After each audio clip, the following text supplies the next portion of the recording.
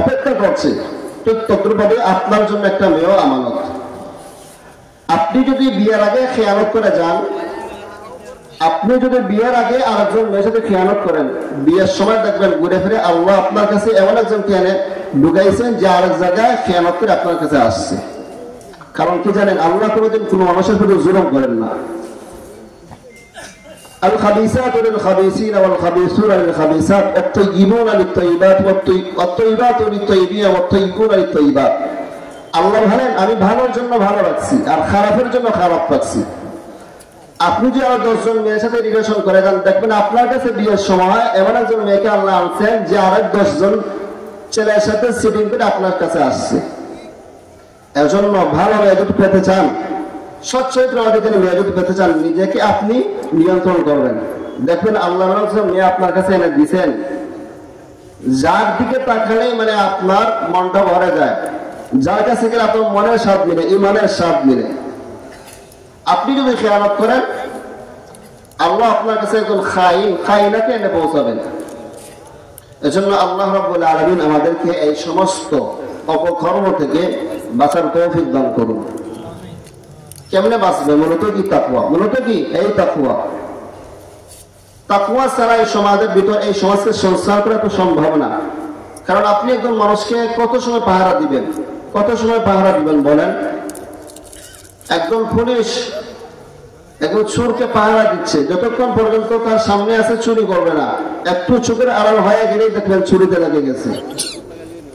এই যে বিভিন্ন আছে না চেয়ারম্যান মেম্বার বলেন, ওরা কোরআনের কোথায় কত ঘুষ খাচ্ছে তার কোনো হিসাব নাই। আমাদের সমাজের ভিতরে জানেন, আমরা যারা লক্ষ কোটি কোটি টাকা চুরি করে ওদেরকে আমরা চুরি বলি না, ওদেরকে সার বলি। কি বলি? সার বলি। আর 10 টাকার চুরকে আমরা চুর বলি, আর লক্ষ কোটি কোটি টাকার চুরকে আমরা কি বলি? সার বলি। এটাই হলো আমাদের আখলাক আর চরিত্র। 10 টাকা কথা করে খুব মনে রাখবেন, 10 টাকার চুরকে আমরা কি বলি? চোর বলি। আর লক্ষ কোটি কোটি টাকার চুরকে আমরা কি বলি? সার বলি। এটা কি ইনসাফ? 10 টাকার চুরকে দেখবেন ইচ্ছা মতো ধরে পিটাবে, আর কিন্তু লক্ষ কোটি কোটি টাকা যারা চুরি করতেছে ওদেরকে সার বলে চেয়ার আগায় দেয়, সম্মান করে। যেই সমাজের মানুষগুলো 10 টাকার চুরকে চোর বলে আর লক্ষ কোটি কোটি টাকার চোরকে সার বলে, এই সমাজের ভিতর শান্তি কেমনে আসবো বলেন? অথচ দেখেন 10 টাকা যে চুরি করে, 10 টাকার চুর কিন্তু তার সাথে চুরি করে এবং সে প্রকৃত পেটের ক্ষুধায় চুরি করে। 10 টাকার চুর কিন্তু সে প্রকৃত ক্ষুধার কারণে চুরি করে। আর লক্ষ কোটি কোটি টাকা যারা চুরি করে বিলাসিতার জন্য চুরি করে। এজন্য যে সমাজের ভিতরে আদল নাই, ইনসাফ নাই, সেই সমাজের ভিতর কি নাই? শান্তি নাই। এজন্য আশরাফ আলী থানভী রহমতুল্লাহ আরেকটা ঘটনা লিখেছেন যে একজন পীর সাহেব ওনার খাদিমকে নিয়ে গেছেন একটা এলাকার ভিতরে গেছেন, ওনার খাদিমকে নিয়ে সফর করবেন। তো এমন একটা এলাকায় গেছেন যেখানে গিয়ে দেখেন তেলের দাম আর ঘিয়ের দাম সমান। কার দাম সমান? তেলের দাম আর ঘিয়ের দাম কি সমান। তো তেলের দাম ঘিয়ের দাম সমান দেখার পর মুরিদ বলতেছে যে হুজুর, এখানে তো তেলের দাম ঘিয়ের দাম সমান, অতএব আমি এখানে থাকবো, আমি ঘি খেয়ে মোটা হয়ে যাব।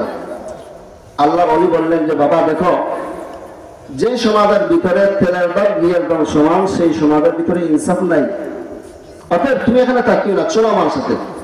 তো মুরিদ বলে না হুজুর আমি যাবো না, আমি এখানে থাকবোই। তো বারবার জোর করার পরে যায় না। আল্লাহ ওলি ভাবতে হবে না, তাই তাকো তুমি, আমি যাই এখানে। এই মুরিদ কম দামের ঘি খাওয়ার জন্য এলাকায় হয়ে গেল। কিছুদিন পরে রাখছে এলাকায় বিপদ। কি বিপদ?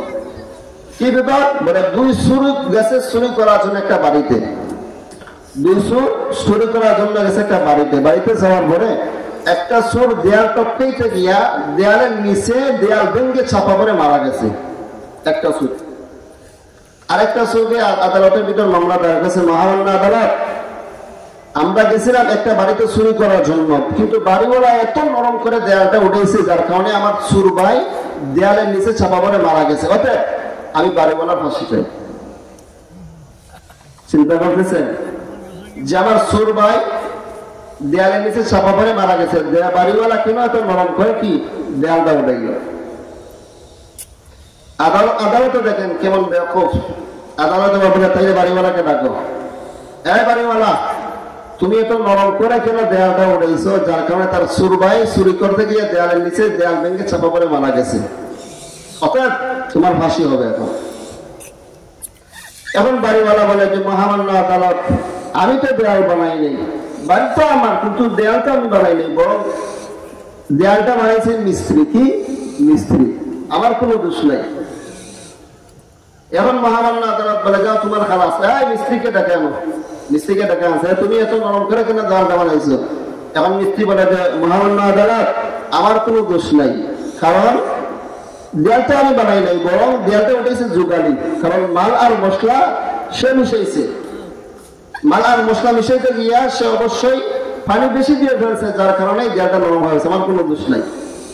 মহামান্য আদালত বলে, তাইলে তোমারও দেখাইছো খালাস। এবার দেখাইছে কাকে? এই যুগালি, আসো, তুমি কেন মাল মশলা মিশাতে গিয়ে পানি বেশি দিছো, যার কারণে দেয়ালটা নরম হয়ে উঠছে আর তার সুরবাই মারা গেছে।